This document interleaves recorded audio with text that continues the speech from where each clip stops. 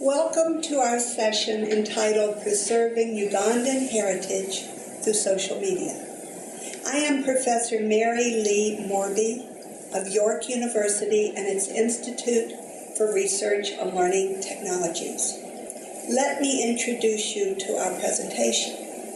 Our work relates to our conceptualizing, theorizing, and actualizing of a Web 2.0 architecture for participation for the Uganda National Museum in Kampala in East Africa.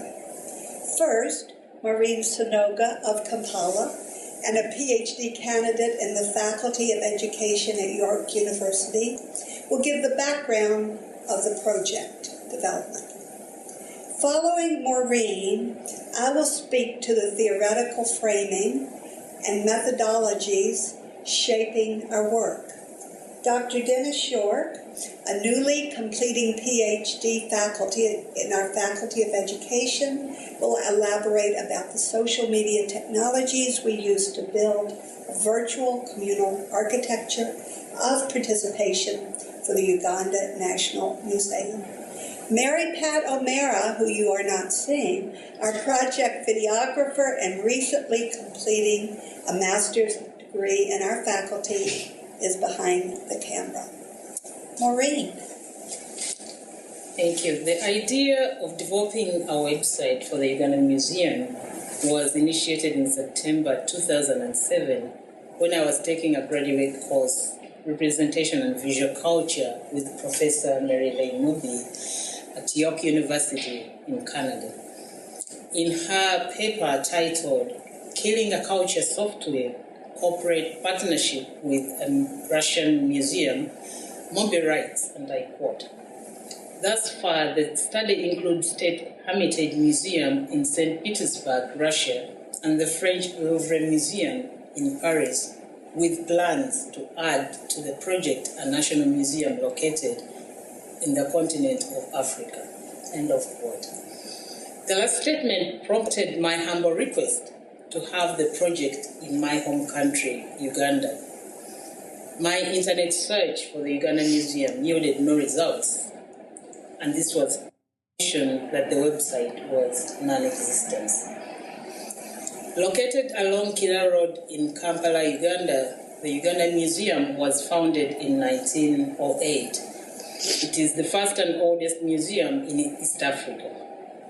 In 2003, which is this year, the museum will be 105 years old. The museum is in the Department of Antiquities and Museums, which falls under the Ministry of Tourism, Trade and Industry.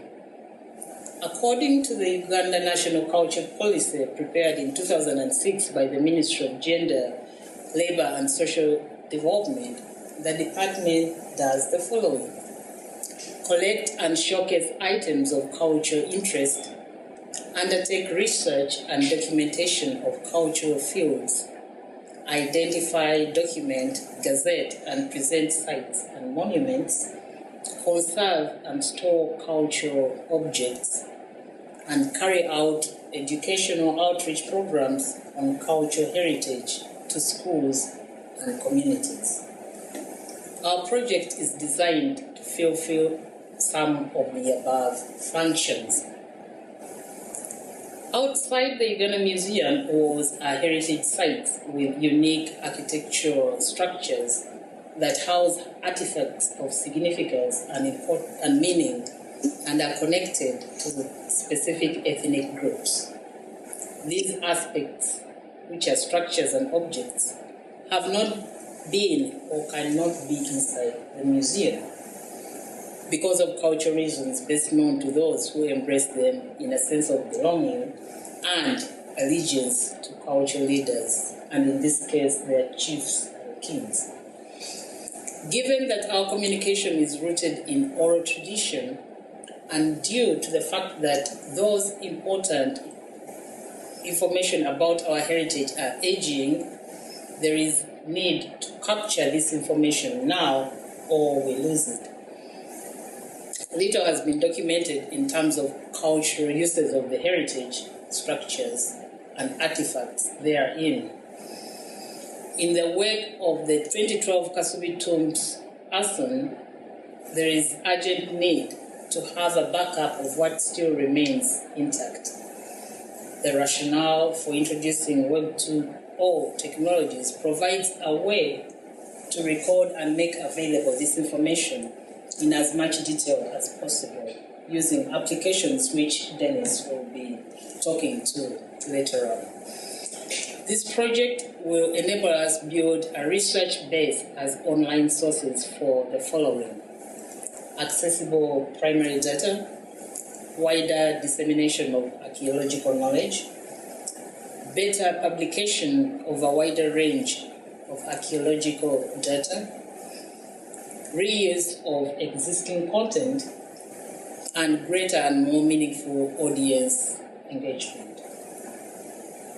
It is important for us to showcase Uganda's heritage locally and internationally for the purposes of sharing information, enjoyment, and education to users of cultural heritage websites, including lifelong learners, subject specialists, school audiences, and other potential clients. The benefits of the participatory web for users go beyond greater visibility of cultural content, where different users may be able to add comments with information about parallels between objects in the museum collection records, heritage sites, and offer sources of references for more precise dating of objects. The museum will be a site for learning from its users and the richness of shared data. Therefore, this comes as a big project involving existing museum staff, researchers in higher institutions and university departments, art, music, and other areas, traditional leaders, elders, and others interested in culture and museum development. The Web 2.0 applications will be linked to the newly created museum website under the direction of conservator ethnographer Abiti Nelson. This will not only allow timely information sharing, but also give accessibility to otherwise unknown Ugandan heritage and allow people to experience the museum through a whole new dimension. It will, in addition, promote education, research, and tourism, since more people, both indigenous and foreign, can visit these sites physically or on the Uganda National Museum website.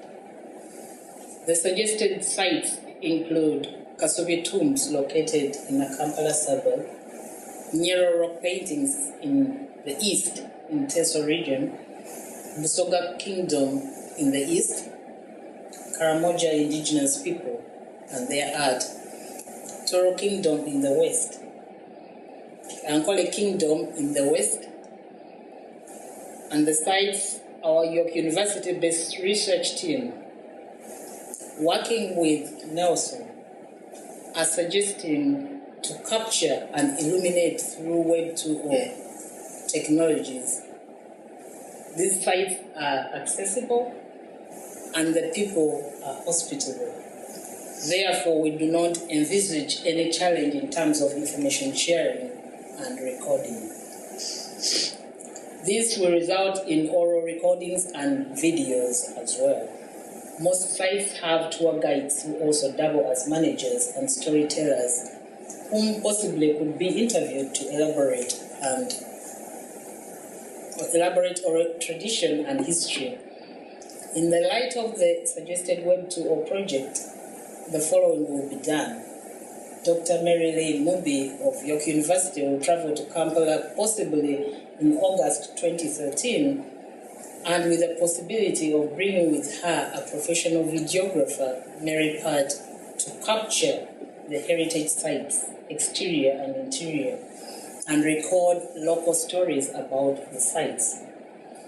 Nelson would be directive of and engaged in this work as well. Openness is key to maximizing project intentions, so the site guides need to know in clear terms how they will benefit and can assist the project. If funds allow or if devices can be secured, some of the sites could acquire recorded stories so that visitors can listen to those stories on site even when the guides are away. Cell phones may be a way to communicate the web to or videos and oral stories. There has been a move in Uganda to standardize the types of cell phones used, and we can update data in the light of the currently recommended ones. In this project, we are not reproducing the content of the museum on the web. What we are doing is adding content that cannot be hosted in any other way. Therefore, the museum website becomes a communication platform among the people instead of an authority that passes information in only one direction. This is an invitational international project that engages the community who authenticate shared information about Ugandan heritage. Thank you, Maureen, who has clearly articulated how this work was begun through her energetic, insightful, and persistent request that we come do it. Thank you. She strikingly articulates the Ugandan viewpoint of our work. With this in mind, let me take a few minutes to review the theories and methodologies behind years of planning and working through concerns with the political personnel in Kampala. Web 2.0 technologies increasingly bleed into surprising arteries of culture, and national museums are no exception. Web 2.0 offers a particularly attractive architecture of participation for institutions that wish to develop preservation, outreach, audience, interactivity with audience contribution, and work both within and outside the museum's physical walls.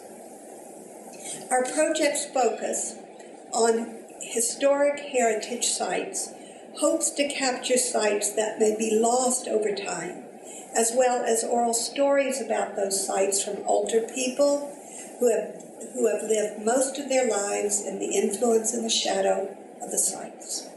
Technologies such as Facebook, Flickr, photo sharing, YouTube, Pinterest, Tumblr, and so on allow museums to interact, share, and discuss their artifacts and heritages with audiences, local and global.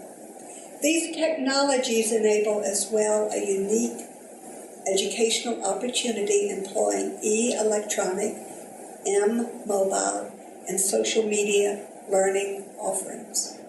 As Global North museums advance rapidly in Web 2.0 development, our project's objective is to make available these technologies to museums in the Global South, and specifically the Uganda National Museum. The term Web 2.0, coming from Tim O'Reilly, describes a current and a trend that's been going on for quite a while of web technology and design, which aims to enhance creativity, information sharing, collaboration among users through an architecture of participation. 2.0 development is realized in web-based communities enabled by social medias, such as wikis and blogs, and definitely requires a rethinking of e-learning methodologies. Henry Jenkins and collaborative thinkers theorize about how Web 2 engages the conceptualization of participatory culture, a shift away from the individual to the community, where the development and activities come from the community and are shared in the community and beyond. Our research, design, and actualization for the Uganda National Museum 2.0 site exemplifies this notion. working inside and outside the museum and its walls. With the museum's location in the Global South, our work pays close attention in its conceptualization to influencing ideologies and Ugandan history. The project links the decolonizing notions of Ugandan Mahmoud Mandandi and Linda Tuwa Smith with the cyber-colonizing viewpoints of Igbo and Morbi, and Robertson's notion of glocal, inclusion of both global and local. The notion of decolonization brings awareness of possible colonization by virtual spaces as the team shapes 2.0 social media spaces for the museum. The work demands critical understandings of and methodologies respecting the underlying assumptions, motivations, concerns, and knowledges that inform research with, for, of, and by indigenous or colonized people. These ideological and historic considerations guiding website conceptualization and design, artifact and oral culture representation, and structural and technological sustainable development offer an approach that may provide Global South museums with possibilities to develop what they envision as important for their museums. With the terminologies, theories framing our work, and accompanying methodologies in place to fill out Maureen's description, Dennis will discuss technologies we will use and how the project might work in virtual space. Dennis, please. Thank you. We propose working collaboratively with the museum team based in Uganda to create a community web page using popular website building platforms, either WordPress or Google site. The idea of having a community page is to fill the current museum website with social integration in order to reinforce the power of community. Basically, this community page is intended to provide ample opportunity to reach a broader audience for collaboration, while providing at the same time access to information, materials, and services to simultaneous users from almost any location, at any time, and using any mobile devices, such as smartphones or tablets. In light of videos and oral recordings of the suggested heritage sites by Maureen, we propose to expand the current museum website with Web 2.0 interactivity embedded into the community page. The first media that we intend to integrate is Pinterest, which provides an easy sign-up and integration with such social networking accounts as Facebook or Twitter. The design and purpose of Pinterest is similar to a museum's physical exhibition space that enables to create a visual story of artifacts in a very simple way. By utilizing the affordances of this technology, the members of local community will be able to engage in showcasing their heritage sites and artifacts, and even share their personal stories using multiple modes of representations, such as text, links, images, photographs, music, and videos. Using Pinterest innovatively can pave the way for engaging the community in meaningful tasks in order to achieve substantial relevance and make a great exposition of the visual segment. For instance, in Pinterest, the users will be able to organize their media objects around a theme, idea, geographical place, or cultural event. The content of these theme-specific groupings can be easily searchable which can give the virtual visitors an insight into other aspects of collected artifacts or recorded stories. Furthermore, Pinterest enables an additional venue for conversation and collaboration among the people who are interested in what the Uganda National Museum is doing. This approach of informal, peer-to-peer interaction will help the museum reach out to and connect with a broader audience beyond the borders of Uganda. By using such built-in social techniques as follow, repin, like, or comments on other people's pins, the Uganda National Museum will have the ability to attract more traffic to its Prime website, as well as to track which artifacts or stories are most popular or relevant throughout the year.